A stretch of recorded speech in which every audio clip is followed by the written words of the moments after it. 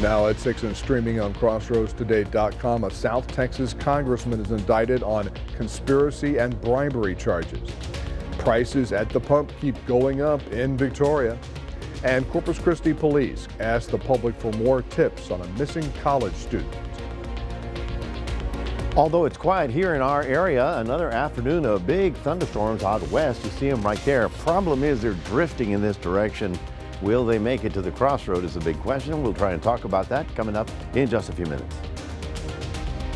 Recap of last night's madness, and we're here again for day 2. That's coming up in sports. You're watching 25 News Now at 6. Good evening and thank you for joining us. I'm Don Brubaker. Karina Garcia has the night off. A 59-year-old suspect was arrested by DPS in DeWitt County Wednesday. Christopher Johnson of San Antonio faces charges of online solicitation of a minor, sexual performance by a child under the age of 14 years old, and sexual assault of a child. Johnson is in the DeWitt County Jail in lieu of $300,000 bond. Democrat Congressman Henry Cuellar of Laredo and his wife were indicted on conspiracy and bribery charges. They are in connection with a federal probe into their ties with Azerbaijan. The U.S. Department of Justice said the couple surrendered to authorities on Friday and were taken into custody. It said they made a first appearance before a federal judge in Houston.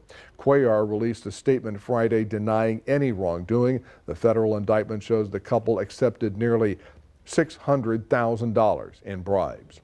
Prices at the pump are rising again in the crossroads. AAA Texas reports the average gas price in Victoria is $3.25 a gallon. That's up 5 cents a gallon in one day, 8 cents more in 1 week. A rise of 20 cents a gallon in a month's time and 25 cents higher per gallon than last year at this time. Corpus Christi police are asking people who believe they see missing person Caleb Harris to immediately call 911. The department put out a message on social media saying that this will let them send officers as soon as possible to investigate the sighting. Saturday marks 2 months since Harris, an A&M Corpus Christi student, disappeared from his apartment complex. Detectives are continuing to investigate Harris's disappearance. A Texas dairy farmer who caught bird flu appears to be the first known instance of mammal-to-human transmission of the virus. The worker reported no contact with sick or dead birds, but he did have repeated close contact with dairy cows where there were infected herds. The New England Journal of Medicine reports the man was treated with antiviral medication and never became seriously ill. It confirms humans can get the virus after contact with cows. A large tornado was captured on video as it touched down near Abilene. The twister was on the ground for some time as it made its way across the countryside. Officials say 6 homes were heavily damaged in the area, with at least 2 people suffering injuries. Many drivers on Highway 277 pulled over as the twister moved across the area, with one truck driver reporting baseball-sized hail along with the tornado. And now let's take a first look at your forecast. Here's First Warn Storm Team Chief Meteorologist Mac Pettis.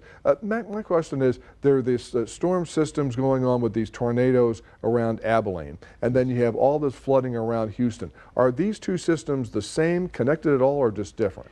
Well, I would say they're the result of several waves of severe storms. It's amazing how lucky we've been. Haven't seen any real problems for the last 5 days.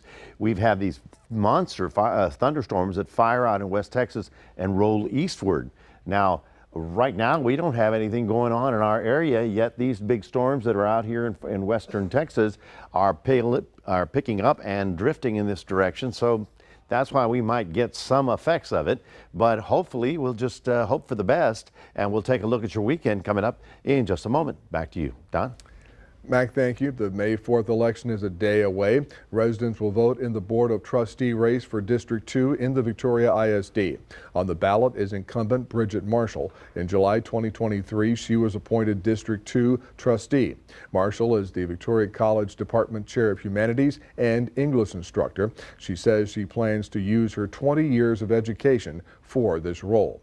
Marshall faces Andy Rokovich. He's a project manager. Rokovich once served as president of the Victoria Young Republicans.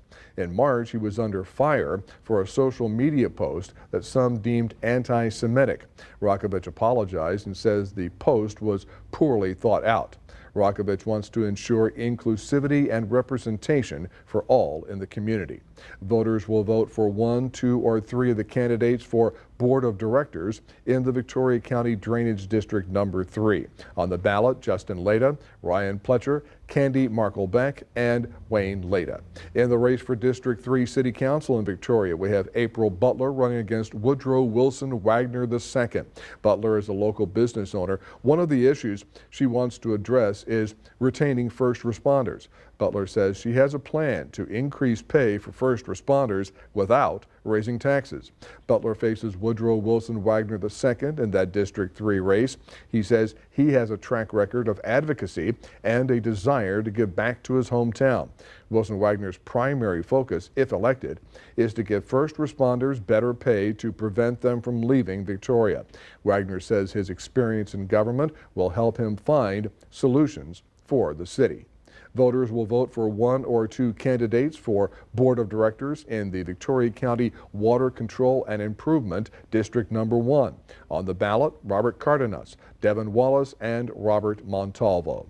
The May 4th elections are tomorrow in Victoria County. You can go to one of 19 polling locations. They will be open from 7 a.m. to 7 p.m. 1,754 people in Victoria County cast early ballots. That's 4.7% of registered voters in Victoria County. Here's your viewer poll this evening. Scan that QR code on your screen to vote now. Here's the question. What race are you watching the most in the May 4th election? And 52% of our voters say they are watching the Victoria City Council District 3 election for tomorrow. Hey, we thank you for voting and we want to hear from you. Come to crossroadstoday.com/vote to take part, and I will have an update on 25 News Now at 10. Graduation weekend is here for many universities across the country. Some schools are still reeling from protester arrests during pro-Palestinian rallies. Maybe graduation will bring everyone together and just have a good time. Several universities that have seen pro-Palestine demonstrations with mass arrests have graduation activities this weekend. That's prompting questions about security as scenes like this one continue at some schools across the country. The University of Florida's main graduation is tonight. It's taken a hardline approach to demonstrators. UF praises the governor for maintaining, quote, law and order. You have a right to express your opinions. You don't have a right to commandeer the lawn on a university campus. Indiana University's ceremonies are today and tomorrow. Some demonstrators there want the school president out after police in riot gear broke up protests last weekend. I've decided that I'm not going to walk in graduation. I can't do it. I cannot be there and salute these people and pretend like they have any authority. At Ohio State University, the commencement is still on for Sunday after both peaceful and disorderly protests this week. Some students there say they ended high school during the pandemic. This time, they want a chance to walk across the stage. We didn't get a COVID graduation. I'm Amy Kiley reporting. The future of home building has come to the cleanest little city in Texas. New Standard Homes is building a 3D printed home in Shiner. It's located near the Casper Bed and Breakfast. Now, the Texas Tribune reports a small 3D printed home's walls can be built in under 24 hours with printing on larger single-family homes walls ranging from 10 to 45 days. The average single-family home using traditional methods takes 6 to 8 months to build. Remember to subscribe to our YouTube channel, Crossroads Today. Hit the like button and click the notification bell. Then you can see Crossroads Today on YouTube. And stay with us. Coming up on 25 News Now at 6. Lubbock voters will decide tomorrow if chances of legalizing marijuana there are up in smoke. Also ahead, tornado damage in central Texas while flooding continues in southeast Texas.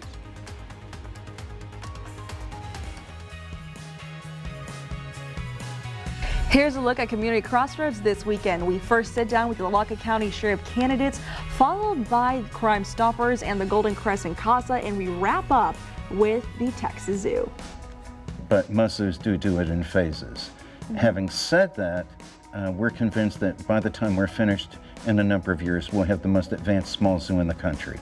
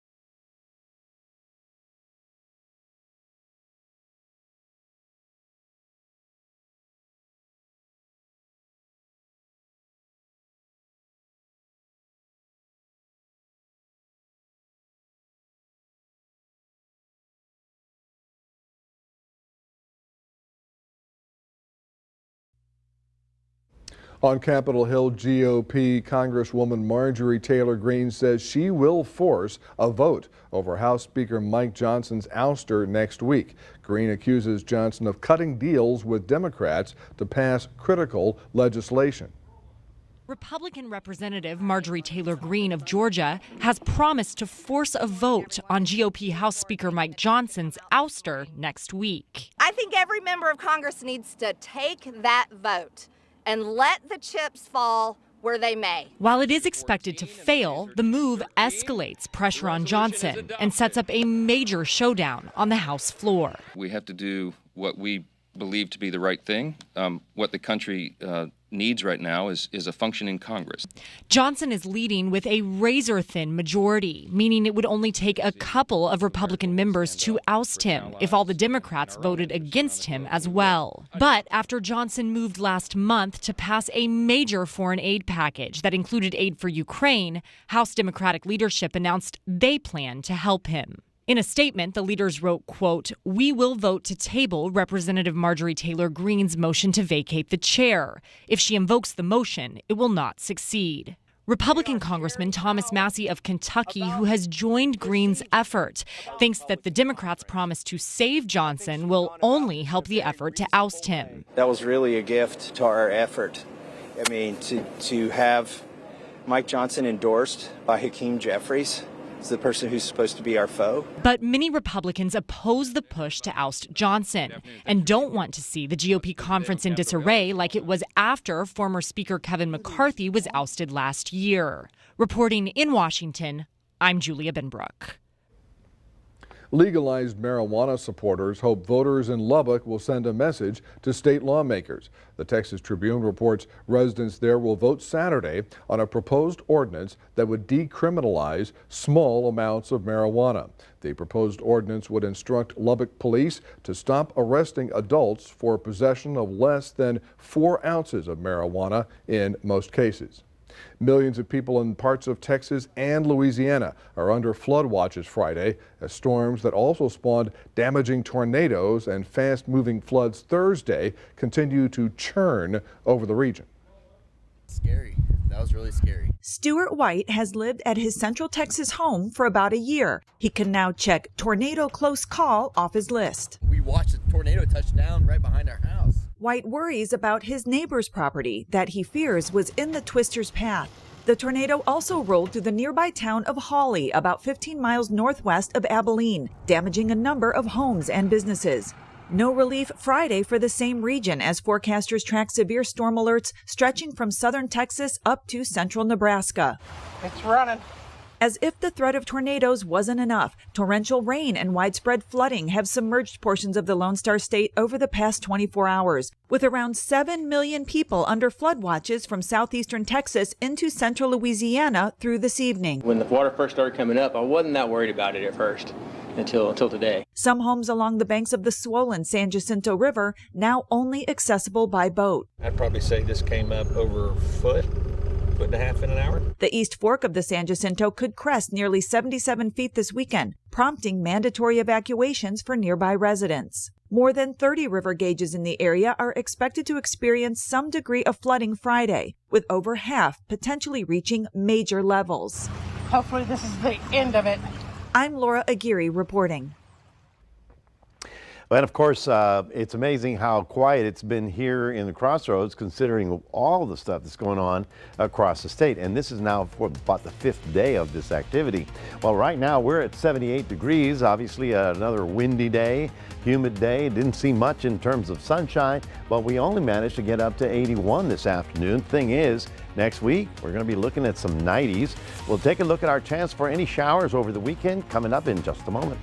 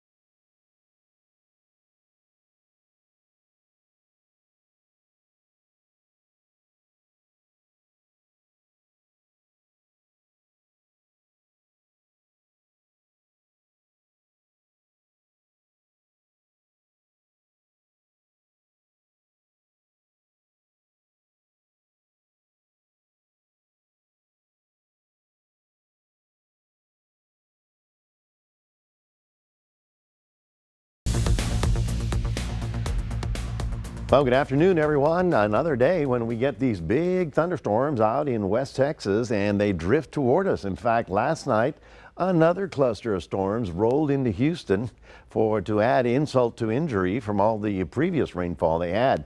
Now, this activity, you see it right about here, it gets so tall that it gets picked up by the winds, and those winds move it in this direction. So we have a slight chance. We can't rule it out, but we'll have to watch this stuff over the next couple of hours, maybe 4 to 6 hours before it would arrive somewhere in the Crossroads. Of course, Houston, boy, I'll tell you, they've got all kinds of problems because not only the rain last 2 days ago, and now last night they got more rain. You see it right about there. And today it finally cleared up. But they've got all this water from East Texas rolling down into swollen rivers. So this is going to go right on through the weekend. If you know, folks, north end of Houston, probably by the airport, and I think it's called Kingwood.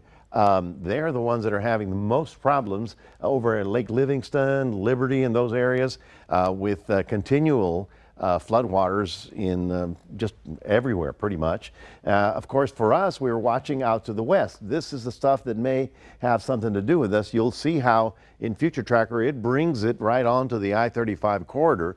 So you can't say we're not going to get rain. You got to say some of that may get close to us. So we'll be talking about that in a minute. You can see the severe thunderstorm watches all the way down to Del Rio, severe weather all the way up to Lubbock. And of course, all this is flooding pretty much everything in southeast Texas, especially north of downtown Houston. You can see right there, we have no problems. Now, we do have a weekend, we have outdoor activities, and I think we're going to be okay, but I have to put in a slight chance of something rolling in the late afternoon hours. Here's the little light drizzle that we got last night, and of course the heavy stuff is all up here again at the same place. So, and once again, the Houston flood started in Abilene. So go figure, all right? Now here's Future Tracker. You can see how that big cluster out west does move toward I-35. That's tonight. Then it rolls over 35 and it continues drifting out and falling apart. That's good for them. For us, we'll have a little light shower activity, but now we go into your Saturday. And again, another big line of storms. This one starts moving in our direction. It gets very close to the north of us. You see it right there? That's Saturday late, probably after sundown. And then it pushes out of here. So you cannot rule that stuff out of the area at all. For tomorrow, the severe weather is supposed to be out here where it fires, and then of course it drops to the east, and we're sort of in that area. So some shower activity is possible. And of course, this time of year, we take a look at the tropics. You can see how the temperatures are already in the 80s, up into the 80s. And whenever it's over 80 degrees, you say, okay, that's ripe and ready to go for tropical storm season. All right, let's take a look at your day planner for tomorrow. For those of you in Port Lavaca, we're getting up to about 84, partly cloudy in the afternoon. In Cuero, getting up to about 87, partly to mostly cloudy. And then for us, I think you'll have a good weekend, but we do have a 30% for Saturday and Sunday. Next week, we're going to be pushing it up into the 90s. That's your 7-day forecast, reminding everybody we do have a QR code. Love for you to scan that, put Crossroads Today on your cell phone. And here's Don. Mike, thank you. And Zach Brown is in Austin for day 2 of his coverage of Crossroads standouts at the UIL State Track Meet. We are in Austin for day 2. I'll have all that coming up in sports.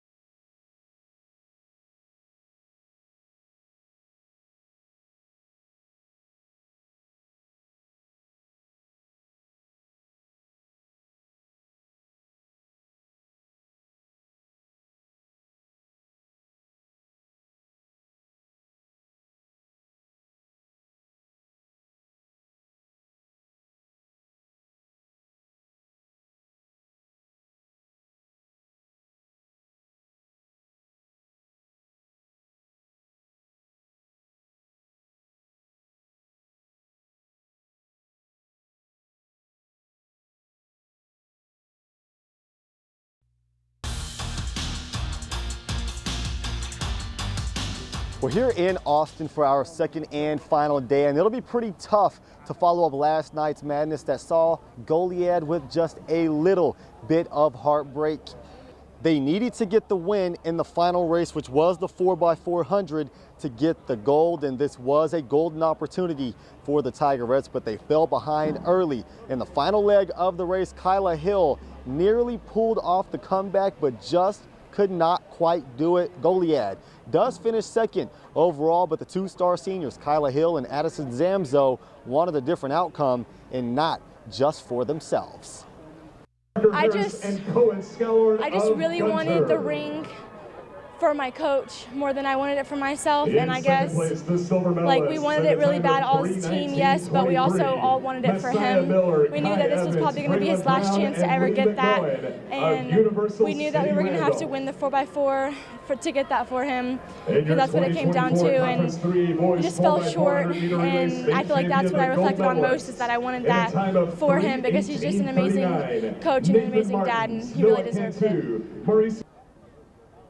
Now that was the tail end of last night. Today our 2A schools are going at it. We already had Ganeto's Alan Baez come in 5th in his 3,200 meter race, and now coming up a little bit after 6, Refugio, Shiner, and Yorktown. Yorktown's got a kid by the name of Tyler Respondek who's going to be competing in the 300 meter hurdles. It's going to be a lot of fun to see these guys compete tonight. And we just mentioned Shiner. How about we go on to some postseason action out on the diamond? Speaking of the Shiner Lady Comanches, they are your area champions. They defeated Freer in 2 games, winning game 1 by a score of 13-3 and 15-0 in game 2. Their next opponent will be the winner between Three Rivers and Charlotte. We'll figure that out very, very soon. And for Cuero, the ladies have been ranked number 4 all year long, have suddenly found themselves with their backs to the wall. They dropped game 1 in the series against the Sealy Tigers. They travel to Hallettsville again tonight at 7 p.m., desperately needing to win, or their incredible season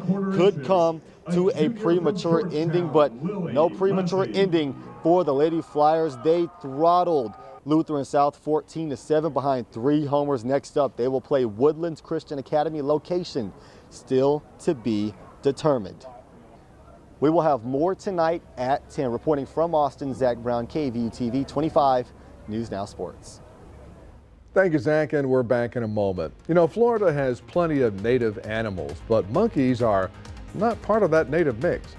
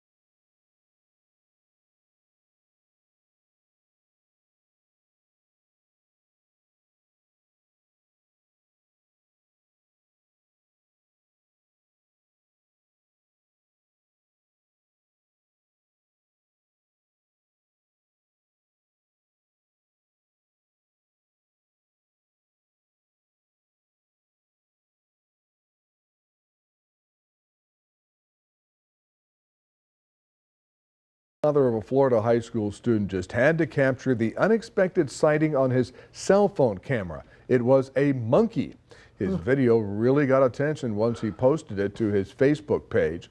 As it turns out, many years ago, some monkeys were brought to that area of Florida to boost the attraction and serve as a backdrop for movies. Years later, there's just more of them, and some wander. There they go. They're wandering around the highways right now. They're just monkeying around. So they've become part of the nature scene there. They have, Very yes, interesting. along with the manatees and the gators. Lots of gators as well. It is looking more like a jungle. Oh, yeah, and it's looking more like they're having some big-time flooding problems around the Houston area. Yeah, Houston's going to be a tough problem. In fact, if you are interested in North Houston, I probably would avoid this weekend up there. So many, of course, the major freeways will be fine, but a lot of the county roads north by the airport are underwater. For us, cloudy again on the warm side into the 80s, 30% chance of a shower or two on Saturday late and on Sunday late as well. All right, thank you, Mac, and thanks for joining us. We'll see you back here tonight for 25 News Now at 10. Have a good one, everybody.